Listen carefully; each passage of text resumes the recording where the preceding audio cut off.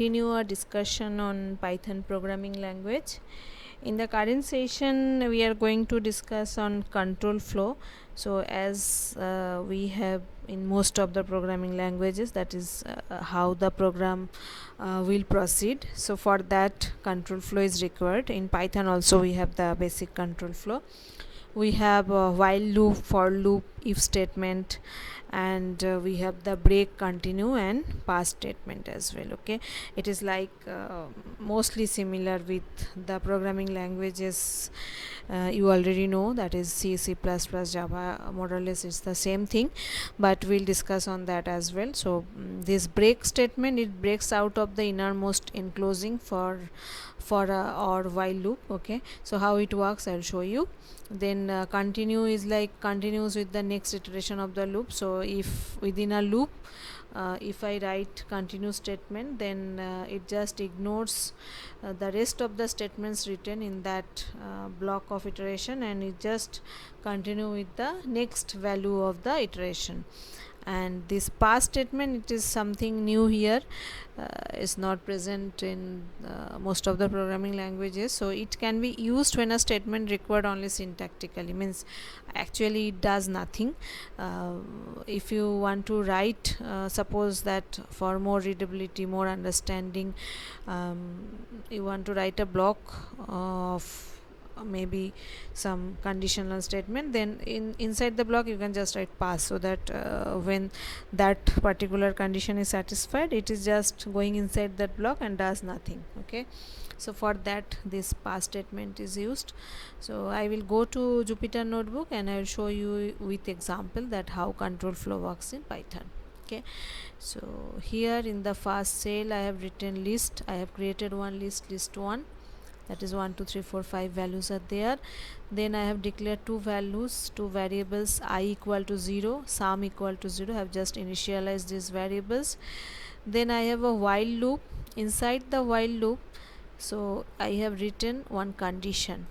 So you know this length of list 1, this is going to give me the value 5, because there are 5 elements in list 1, and I am comparing this value I with this length. So at the starting this I is 0, so 0 is less than 5, so this condition will be true. And once the condition is true, it will go inside the block and execute all the statements. I have told earlier that here the block of statements are not written with any brackets, it is done with indentation.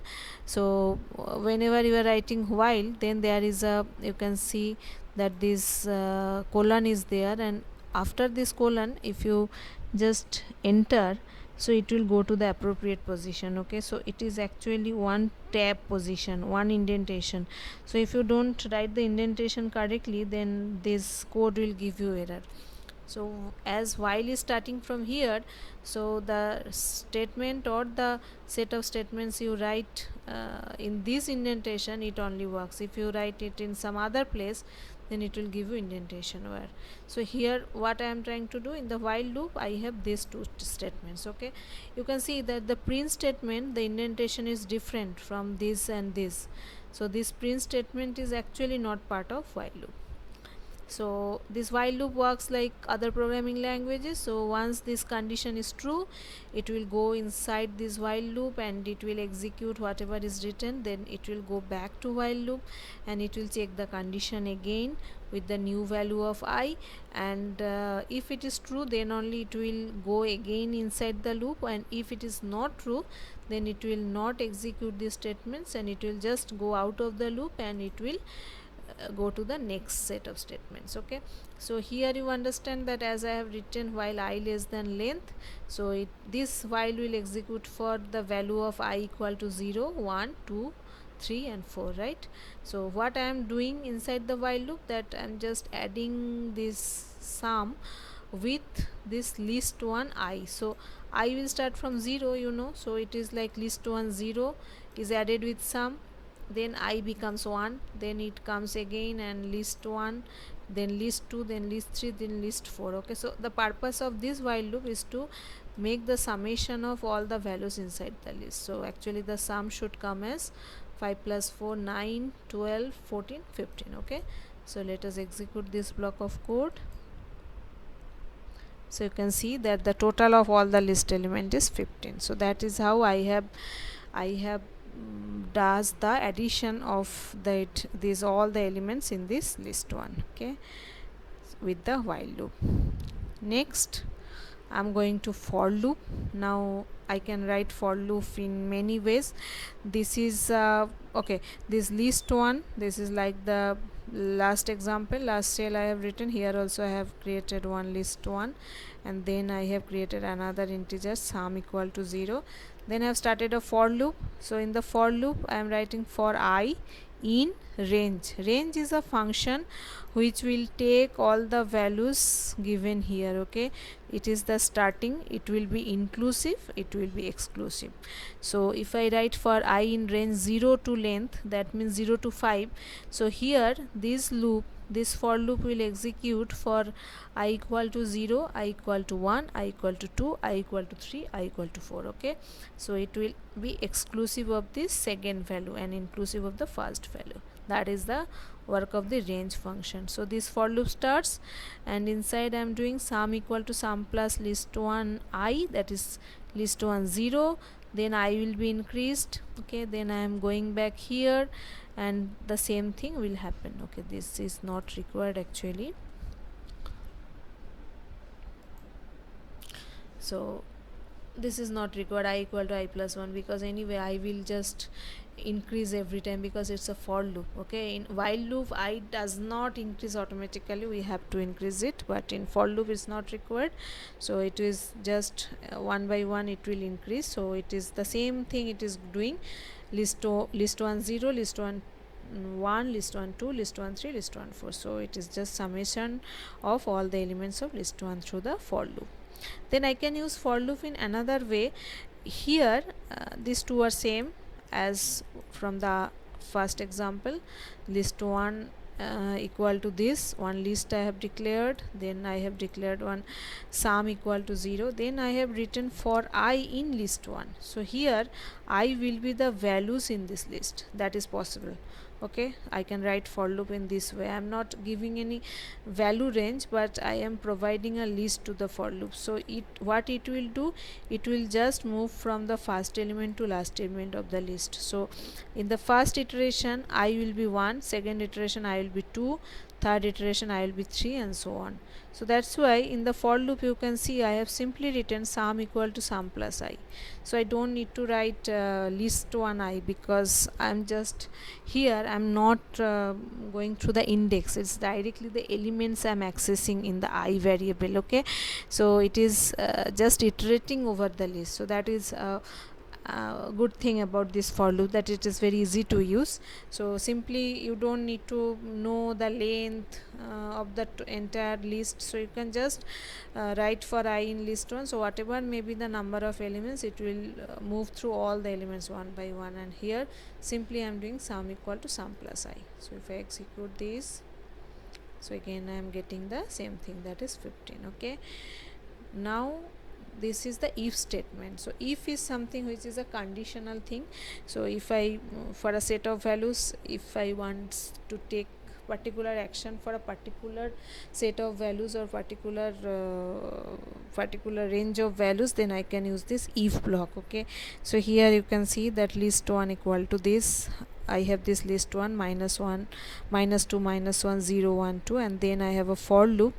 I have started this for loop for I in list 1. So it will just take the values one by one from the list, and inside the for loop, so in the I value I have these values, right. So minus 2 minus 1 so on. So here I am comparing this I. So I have written if I less than 0, so I is compared with the value 0. If I is less than 0, then I am printing something. Elif means another condition. So if this condition is true, it will execute this and just go out, and if this condition is not true, it will go in this block elif. Here I have written another condition where I greater than 0. If I greater than 0, I am going to do something, and at the end I can write this else block. So whatever conditions I have written in if and all the elifs, I can have multiple elif here, and at the end I can write this else. So all the values where it will not fit in the conditions mentioned in if or elif, it will go under this else. Okay, so here you can see I have written if I less than 0, do something, if I greater than 0, do something, else this. So let us execute this. Now you can see that the first two values -2 -1, they satisfy this condition I less than 0, so it is printed. Then 1 and 2, they satisfy this elif condition, that's why more than 0 1, more than 0 2 are printed. And in the else block, this value of i's come when I is 0. So I is 0 is this, here also it is not satisfied, here also it is not satisfied, so only this else block is executed for the value 0. So that's why this if statement is done. Okay, okay, next comes this pass statement. I have shown you how pass works, so it is just like the same thing I have done earlier, is the same. Only thing is when I less than 0, I just don't want to do anything. Maybe I am interested only when I is 0 or greater than 0. Okay, so here this in the I less than 0, I have just written pass. Okay, so if you execute this, you can see that I am getting this block is executed, so it is printed, this block is executed, so these two statements are printed, but nothing is being done for this block. So for -2 and -1 block, there is no action. So that's how this pass statement works. Okay, now this continue statement. So here again I have this list 1 2 3 4 5, sum equal to 0, and then I have started this for loop for I in list 1, and here when I am getting value of I from the list 1, then for each value I am checking that if I mod 2 equal to 0, then I just want to continue, otherwise I want to make the summation. So here my purpose is that maybe I want to add the elements from the list where it's an odd number, I just want to ignore the even numbers. Okay, so that's why I have done this. So first of all I'm trying this, I'm just doing this conditional statement execution. So if this is satisfied, then I'm just continuing. So if I write continue, then what will happen? Suppose the value of I is 2, so when it is 2, then this 2 mod 2 equal to 0, condition is satisfied, so it is continue. That means that I, that is I equal to 2, will not be added in the sum. Okay, and if this condition is not satisfied, then sum equal to sum plus I will be executed. So if you execute this, you can see that the total of all the list element is 9. Why? Because 1 plus 3 plus 5 were added, and 2 and 4, this when it was 2 or 4, when it was inside the for loop, this if condition was satisfied, that's why the continue statement was executed and this statement was not executed. So that's how this continue statements works. Okay, next comes the break. So the difference between continue and break is that when there is a break, then it will just move out of the loop. Okay, it will not continue for the next value of I. So here I have written if I equal to 3, break. So what is the expectation? That once it gets I equal to 3, then it will just come out of the for loop, so it will not consider these values. Okay, so let us execute this. So you can see that the total of the list elements 3. Because why? Because when I equal to 1, it came inside sum equal to sum plus I, it became 1. Then I was 2, so it came inside, this condition was false, it came here sum equal to sum plus I, so its sum becomes 3, and then comes 3, this condition was satisfied and it is a break.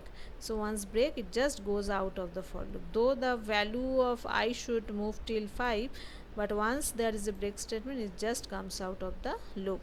That's why I am getting the sum as 3. So that's how this break, continue and pass statements works, and the while loop, for loop and the if statement works. So that is how we have completed the control flow in the Python language. So in the next session we are going to discuss on the other features of Python language. For now, thank you.